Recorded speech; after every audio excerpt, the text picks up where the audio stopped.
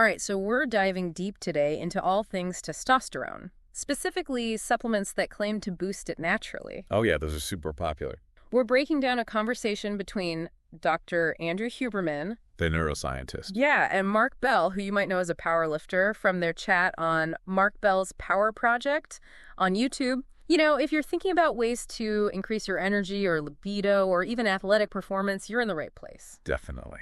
This is going to be good. So right off the bat, Dr. Huberman points out that a solid diet is like the bedrock for healthy testosterone levels. Yeah, he's really big on that whole food-first approach. I remember him talking about this nutritional castration thing. Can you refresh my memory on what that was all about? Oh yeah, that's basically his term for how, drastically cutting fat from your diet can really mess with your testosterone production. Ah, so he's talking about those low-fat diet fads from back in the day. Exactly.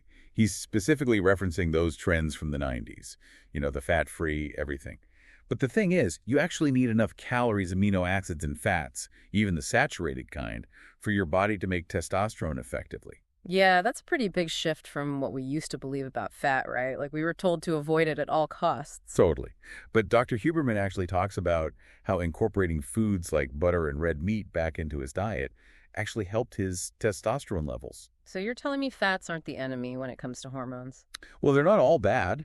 Like anything, it's about balance and knowing what works for your body. Dr. Huberman's a big advocate for personalized nutrition. He's all about understanding your individual needs. So before we jump into the world of supplements, we need to nail down the diet part first. Absolutely. It's like building a house. You got to start with a strong foundation.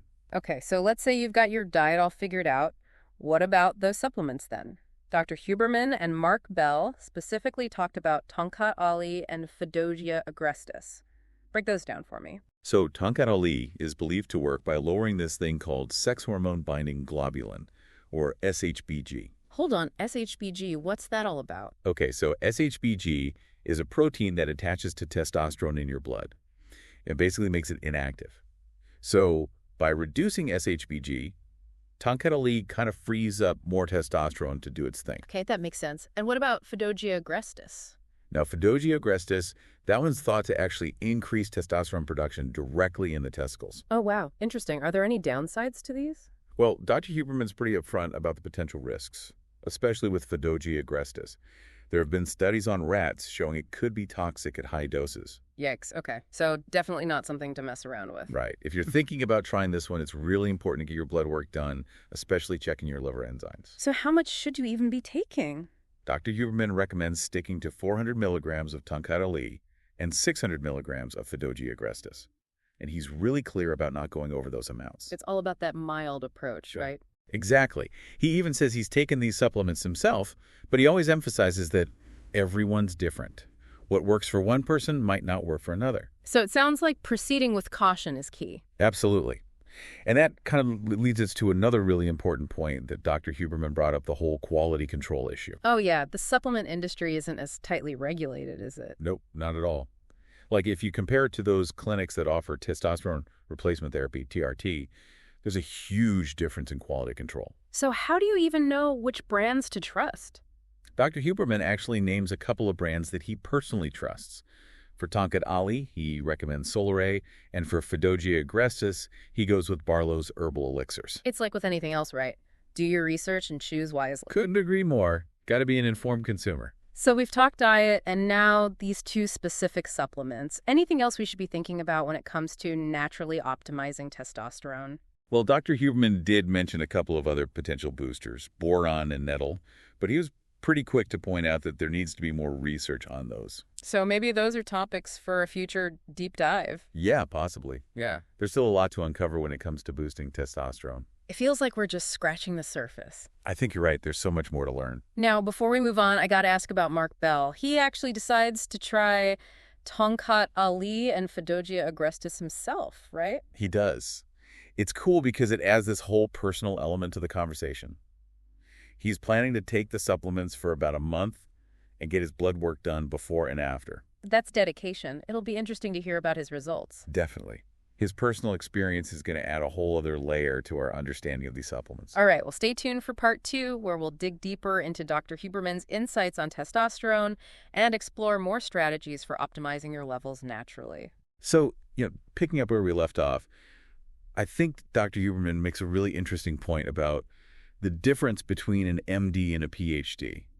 You mean when he talked about being a fan of medical doctors? I was a little confused by that. Yeah.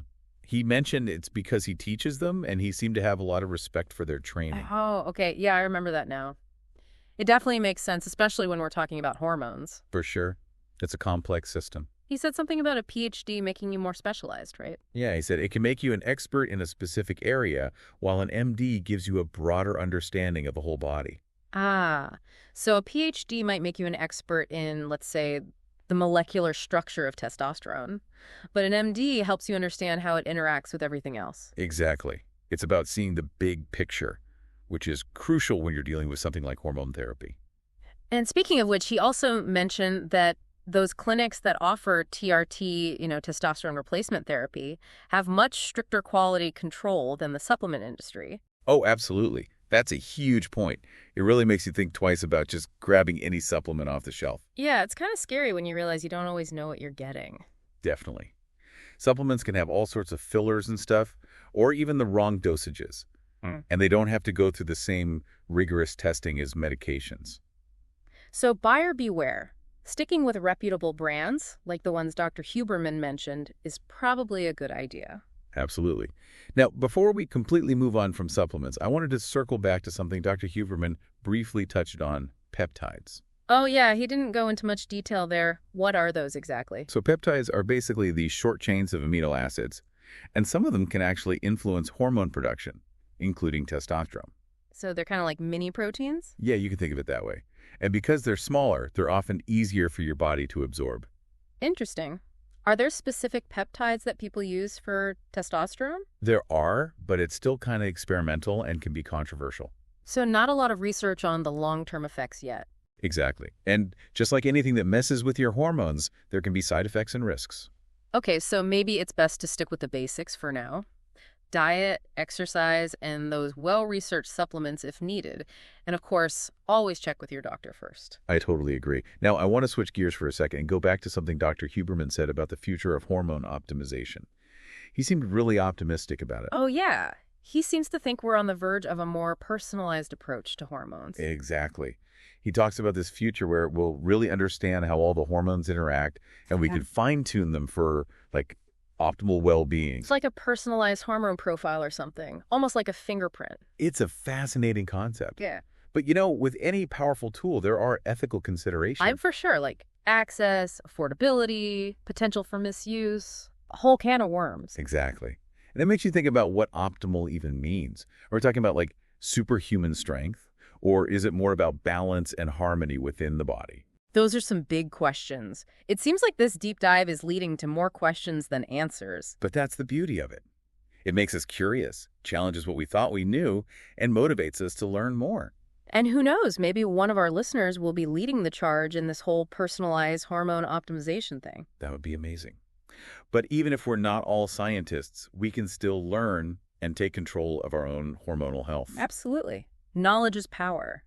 The more we understand, the better choices we can make. And those choices affect everything, our physical health, mental health, even our social well-being. It's all connected, right? It really is, this intricate web that we're all part of. Okay, before we get too deep into the philosophical stuff, let's bring it back down to earth.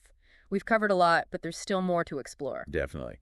In part 3, we'll go over some more strategies for boosting testosterone naturally, beyond just diet and supplements. So stay tuned. We're about to unlock even more secrets to improving your energy, vitality, and overall well-being. Welcome back. So in this final part of our testosterone deep dive, we're going to get practical. We've talked a lot about diet and supplements, but Dr. Huberman had some other interesting ideas about naturally optimizing your testosterone. Yeah, like what? Well, his thoughts on sleep really stood out to me. Oh, yeah. He's big on the whole sleep thing. But it's not just about how much sleep you get. Right. It's not just about getting those 8 hours. It's about when you sleep. Exactly. It's about syncing up your sleep with daylight and darkness. Gotta love that circadian rhythm. Our bodies are wired to follow those light cues. So when we mess with that, like staying up late under artificial light or sleeping in when it's already bright out, it throws our hormones out of whack. Including testosterone. Exactly. So there's actually some science behind that whole early to bed, early to rise thing. It's not just an old wives' tale. It seems like it. Now, another thing Dr. Huberman talked about that I thought was interesting was thermal stress. You mean like cold showers and saunas? Yep, that's the one. He suggests that both cold and heat exposure can actually boost testosterone production. I've heard about the benefits of cold showers, but saunas? How does that even work? I know, it sounds kind of strange, but there's some evidence suggesting that the heat stress from saunas triggers a hormonal response, which includes a bump in testosterone. Huh, interesting. Now, this next point Dr. Huberman made, I think this is super fascinating. He talked about the role of behavior and mindset in influencing testosterone levels. Oh, yeah, the whole winning thing. Right. And he's not just talking about winning in sports or competitions. He's talking about winning in everyday life. Feeling successful and accomplished, yeah. Do you think that could actually increase testosterone? It's definitely possible. I mean, think about it from an evolutionary perspective. When we achieve something, it boosts our confidence, right? Yeah. And that could signal to our bodies to produce more testosterone. It's like all those motivational posters with eagles soaring over mountains. Maybe they're onto something. But Dr. Huberman also talked about the importance of having a sense of purpose. Oh, yeah.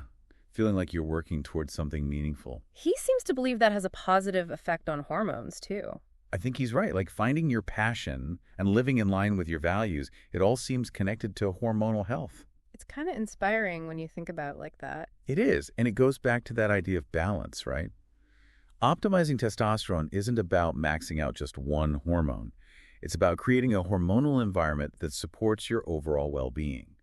So as we wrap up this deep dive, what are the key takeaways for our listeners? We've covered so much ground, the science, the benefits, the risks, but ultimately it comes down to you taking charge of your own health, right? 100%.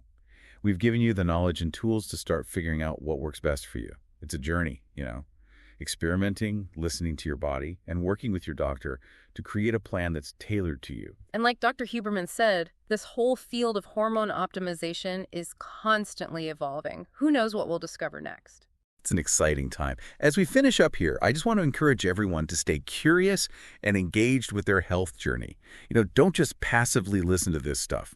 Use it to make informed decisions. Well said. Keep learning, keep exploring, and keep pushing those boundaries. The most important ingredients are curiosity and commitment. Thanks for joining us on this deep dive. Until next time.